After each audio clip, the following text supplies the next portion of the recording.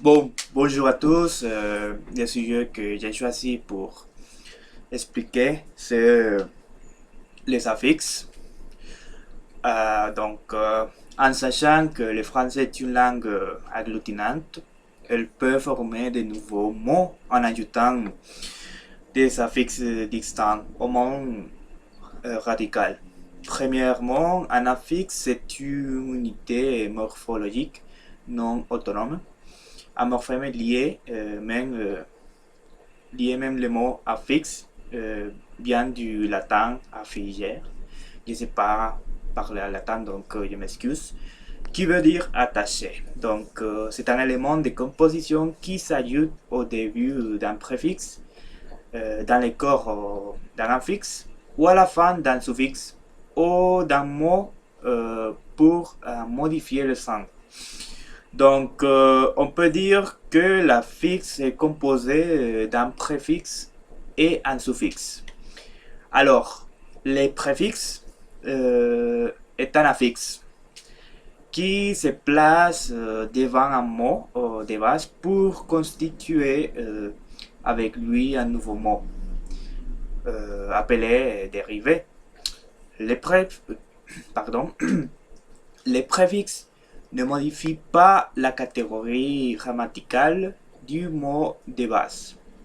Et les suffixes s'agit d'un affixe qui s'ajoute à un mot de base, racine ou radical, pour constituer un nouveau mot appelé dérivé.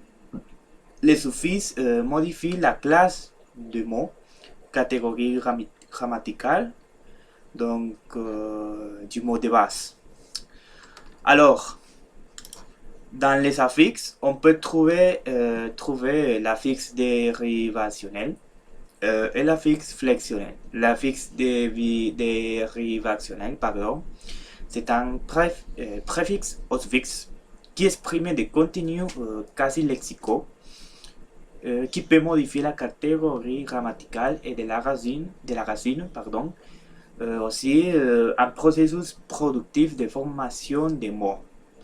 L'affixe flexionnel, il exprime des traits grammaticaux, c'est-à-dire nombre, genre, personne, cas, temps, mode, aspect, etc.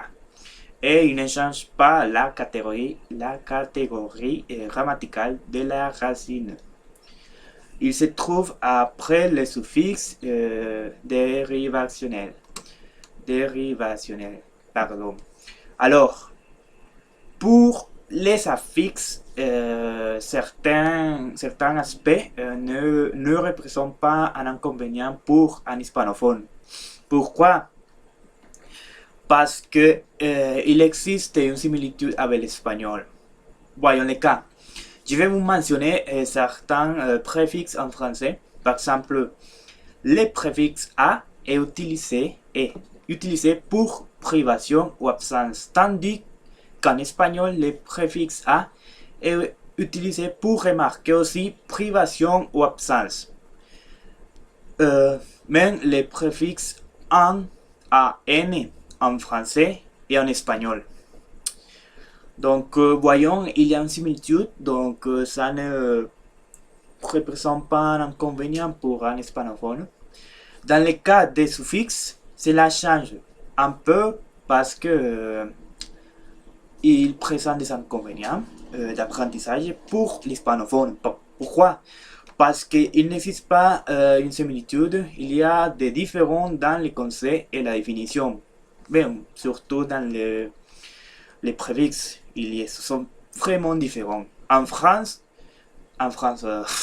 pardon, en français, on trouve des suffixes comme a, de, e, que la définition s'utilise ils s'utilisent pour collection, action, état actif ou passif. Bueno, ça, la collection, action, c'est la définition. Non, pardon, si, s'utilise pour collection, action, état actif ou passif. Aussi, nous avons A, B, L, E, able, I, B, L, E, ible, qui s'utilise pardon, je me suis trompé.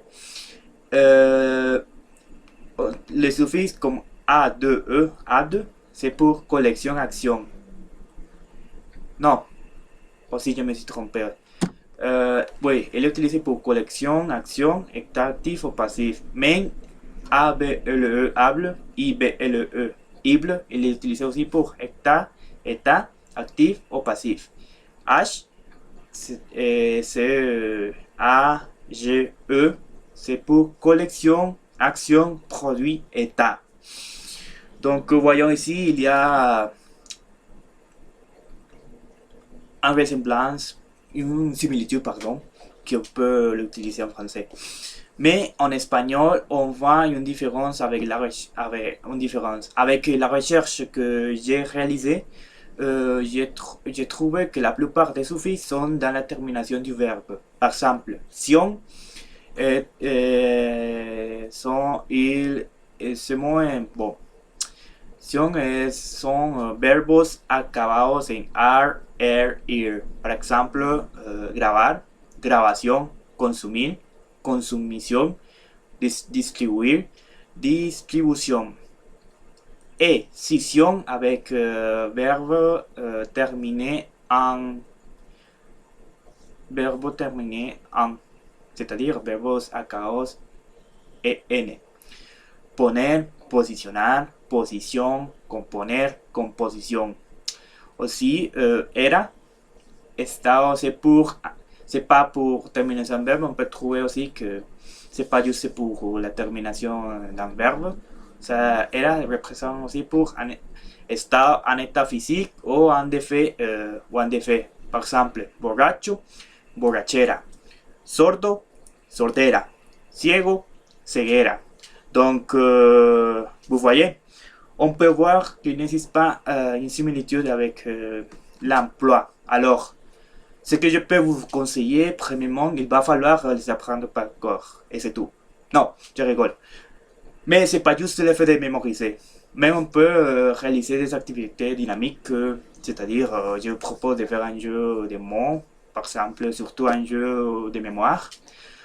Vous écrivez dans une petite fiche, d'un côté les mots incomplets et de l'autre côté l'affixe, c'est-à-dire les suffixes et les préfixes.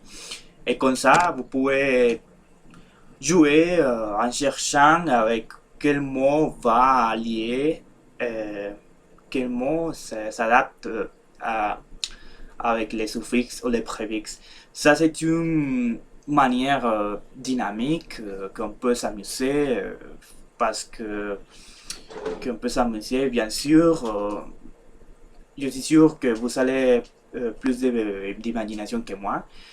Je suis sûr qu'il existe aussi des activités plus dynamiques que ceci que je viens de vous montrer. Et comme j'ai déjà mentionné, c'est une activité pas ennuyeuse, pardon. C'est une activité qu'on peut s'amuser un peu et c'est pas pareil que lire et essayer de les mémoriser forcément. Donc, parce que de cette manière, c'est un peu nul. Mais en faisant des activités, disons, pédagogiques, des activités dynamiques, on peut,